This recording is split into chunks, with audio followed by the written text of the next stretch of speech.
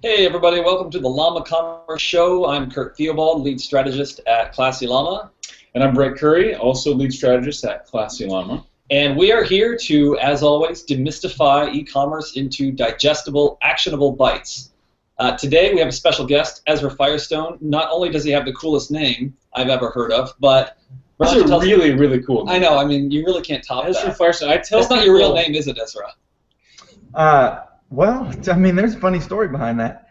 We probably don't have time for that funny story, but I tell people that I know don't know you, Ezra, like people that they're not connected to marketing or e-commerce, like, ooh, he sounds cool. We should probably do a segment just on the cool story behind Ezra Firestone's name. Yeah, it's kind of sad actually. It comes from a hippie commune. It is actually my real name, but there is a story. Okay, hippie commune. That'll be next week. Everybody tune in. Yeah, I'll tell you what, man. Ratings next week. I learned how to sell on a hippie commune. It's the truth of the matter. That's even better. If you keep talking, our ratings are just going to go up next week. So I think that's got gold written all over it. How to sell, as learned in the hippie commune. I like that a lot. You know, selling, regardless of venue, is the same process. This is true. Right. So if you're building a little shack at a flea market and selling physical products there, I've just now transitioned to building my shack on the internet and selling products there. That's awesome. Well, good. So Ezra's a good friend of mine, good friend of the show, e-commerce rockstar. So he owns his own consulting business and also owns several e-commerce stores. So it really separates him from a lot of experts out there in that he is every day running his own stores, testing, trying out new things. And I've seen your product pages, Ezra. We've had several conversations about this. In my opinion, you've really kind of cracked the code. You've got a really winning formula for your product pages. So we'd love it if you just kind of pull back the curtain and showed us a few of your product pages, walk through what makes them so successful, Sure. And then we'll dialogue as we go. And Ezra, just so you know, we want to don't feel like we're being impolite if we let you know you need to speed up, because we do try to keep this at 10 minutes. So I'm going to move very quickly, and I've got. Also, we have this little trophy here. It's part of every show. If you're winning and you're really contributing the most value on the show, we'll push the trophy towards you. We'll push it towards you. Sure. You can just give it to me now. This lives right over here, but this is available for whoever is rocking out the show. So, take it away, my friend. All right, 7 minutes. Go. Here we go. So I spend several million dollars each year in my own e-commerce businesses, and what I'm going to share with you is the evolution of my e-commerce product pages specific to multi-SKU e-commerce stores, because it's different when you've got a single brand or a single line or a single item. The way that you leverage those product pages and retail those products is much different than it is when you're selling on a multi-SKU store. So let's look at the evolution. I'm going to show you 3 different product pages and the one that's currently winning. This is the first product page, and I run traffic from Facebook, I run traffic from Google AdWords, I run traffic from comparison shopping engines, I run email traffic, I run banner traffic, so I have all kinds of different channels of traffic coming at these product pages, and of course you're going to convert differently on each channel, but this was my winning product page for years. Notice there's a left navigation, notice that we've got the retail price, the your price here, right? So it's on sale, and then we've got the you save dollar amount and the you save percentage. Notice that there are cross sells because we want to be increasing our average order value, so you want cross sells above your add to cart button. Notice that we've got our unique selling propositions that you see everywhere else on the site. You see these unique selling propositions in video format, you see them in image format, you see them in text format, in the header, in the footer, on all the different pages. They're right underneath the add to cart button. When we added these USPs in image format under the add to cart button, we saw a 10% boost in our add to carts. Notice that we've got a scroll of images, right? So they can see multiple quality product images, a click to enlarge, social buttons, a unique selling. I wish you would have worn that outfit for the show today, Ezra, but that's completely a side note. I should have, right? USP banner box down below the image, and then we've got our description, and we also have our tabs of shipping information and frequently asked questions, because what we noticed was that we use tracking software, and people were leaving our product pages looking for our shipping information, our return policies, the frequently asked questions about the product, so we threw those in tabs And they might not come back, right? I mean, if someone leaves, there's always that chance they're not going to get back to the product. Right. So we keep them there. We put all of this information that is the same, the shipping info and this FAQ, it's the same for every product. We put it in image format so that we don't have duplicate content on our product pages, right? So we've got these as images, and if you're doing this properly, really, you've probably got a description, a video in this description,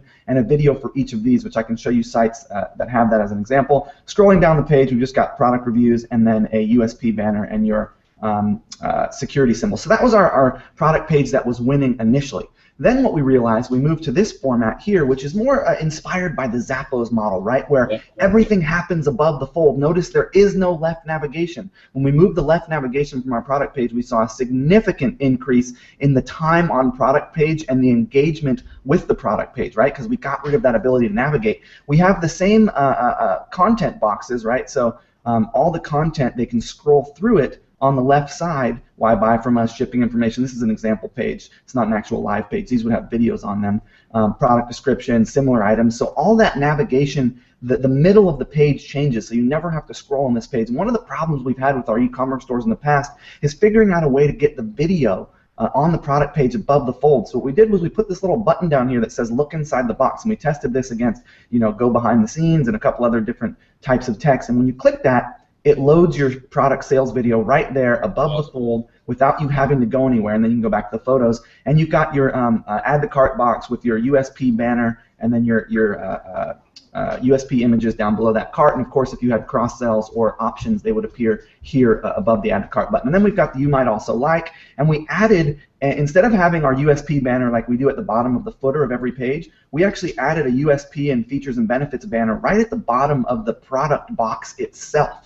And we noticed a significant increase in conversion when we added that. Of course, customer reviews, and then this is our traditional footer, why buy from us, hello from the owner, testimonials. This is on every page. One of the things that you want to pay attention to with your e-commerce product pages is that different styles of products will have different features on the product page. Like for example, what we're doing now is we're putting FAQs on every single product page right down here above the customer reviews. So frequently asked questions about that product that allows customers to go ahead and ask a question, and then we can answer it, and then it's on that product page for the lifetime of that product for additional customers who want to come back. So giving your customers a way to engage with your products and ask questions about them, and then you have it there for all the customers who come back in the future. And if you have products that people use in some way or another, what we're noticing is that when you have the ability for the customer to upload an image or share their experience with the product, you can build in social proof. If you do any kind of volume, you can build in social proof on your product pages by having a little tab here that says share this product with us, and then of course you follow up in your emails of people who purchase, and you come back and get them to leave a video review, a testimonial, upload a picture of them using that product, and you just have a whole social proof tab. And the stores that have that social proof tab are converting significantly higher than the stores that don't, or at least the products that we sell enough of to get enough social proof feedback on them. So this was winning for a long time, right? Product name. Ezra, it seems like on this page, really quickly, it seems like you made the product the hero, and also you made it to where they didn't have to move their eyes around all over the page to get the kind of information that they needed, but that information populates in that same space that they're looking at the product, and that seems really, really smart. It takes a lot of the effort out of the browser. Look what else we did. We got rid of the description, dude. We don't have a description when you land on the page. We just got an image. And then you can click into the description, and this is not actually what the winning description page looks like. The winning description page has a much smaller product image, and the description is a little bit higher up, but we just got rid of the image. Now, check this out. So this was winning, right? This was the winning product page for a long time, and we thought, you know what? Why don't we see if we can go back to our more traditional style and see what that does. So let's just pull this thing up here. So no, I can't see what you guys see. Do you see this new product page that I'm pulling up? It's a little small. If you can zoom in a little bit, that'd be great. And while you're doing that, I want to make a quick comment. The social proof aspect, that is such a huge conversion booster, but it's also great for SEO. Getting that unique user-generated content, video, text, whatever the case may be. Great for SEO, great for conversions as well. And it's not just social, meaning Facebook and Twitter, but also like just reviews. Reviews are huge. That's social proof as well. Yeah, and we're not even going into the headers and footers and some of the different conversion elements and stuff, but this is now our winning product page. Notice how we still have that hero shot We still have the product featured. We don't have a left navigation. We've still got the video. We've actually gotten rid of the social buttons. You see these social buttons? We no longer put social buttons on our product pages because what we've found is that when we remove the Facebook like, the tweet, the Google Plus, and the pin it, and you should obviously test this, we actually get more engagement with our add to cart button. We don't get people engaging with these buttons, and we get them engaging with the add to cart button. And we've put our description, our informational tabbed. I'm a big fan of putting information in tabs on product pages instead of having it just scrolling down the page forever. And this is now the winning product page, which is very much like my initial product page, except for it's got no left navigation. It's significantly more focused on the imagery, and it's got a cleaner tabbed product boxes and a less in-your-face USP banner, right? Sort of grayed out USP banner under that add to cart button. So the add to cart button pops a little bit more in contrast with those USPs. And then of course you might also like, and obviously every one of our products has cross sells. This page doesn't show the cross sells, but we put our cross sells above the add to cart button. We allow people to add additional items onto their order that will then increase this cart value here. Notice we came back to the retail price, you save, and you save percentage, which we didn't have on that other template. I noticed that. I was going to ask about that. I didn't see that on that last template. Yeah, we just I think, Ezra, the most. First of all, we're just coming past 10 minutes here.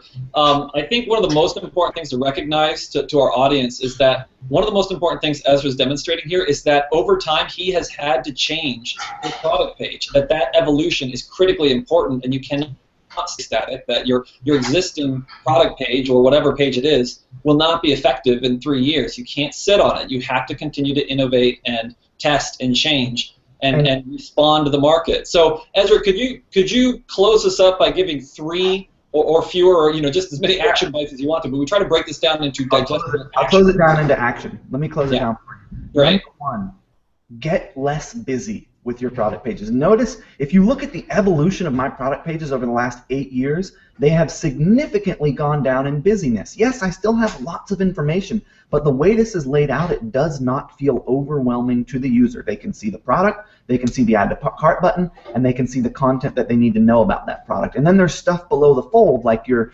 customer reviews and your frequently asked questions and your social proof, and that stuff is below the fold. So above the fold is really clean, and I think that's a theme that I'm seeing on bigger box retail stores. It's a theme that I'm seeing across all my stores, and I think really if you can focus on making your product pages a little more simple, that would be a good thing to do. And also, if you have the ability to create product videos, which, dude, they're super easy to create. You just do like behind the scenes or open the box videos, or I love that language. See behind the scenes or open the box or whatever. yeah, and like, it could be you opening up the box of your product. Like, these are my 2 things for you. Number 1, simplify your product pages and watch your conversion rates increase. Number 2, put a video on every one of your best-selling products because you will see a significant boost in conversion. And number 3, take your unique selling propositions, put them in image format, and throw them below your add to cart button. Wow. That's good stuff, Ezra. This trophy belongs to you. Brett and I basically did nothing on this show. Thank you very much for your input. We smiled and looked cordial. Yeah, we did. We gave him But you guys look pretty, and what more do you need? You get the broken arm trophy for today. Thank you, Ezra, very much. Guys, thanks for joining us. If you have questions for Ezra or for us about the product page layout, don't hesitate to ask us via our social media outlets, and we look forward to seeing you guys all next week. And let us know what other questions you want us to cover, what other topics you want us to cover, and we'll look forward to seeing you next time. And with that, we'll bid you adieu by saying, stay classy. Llama Commerce.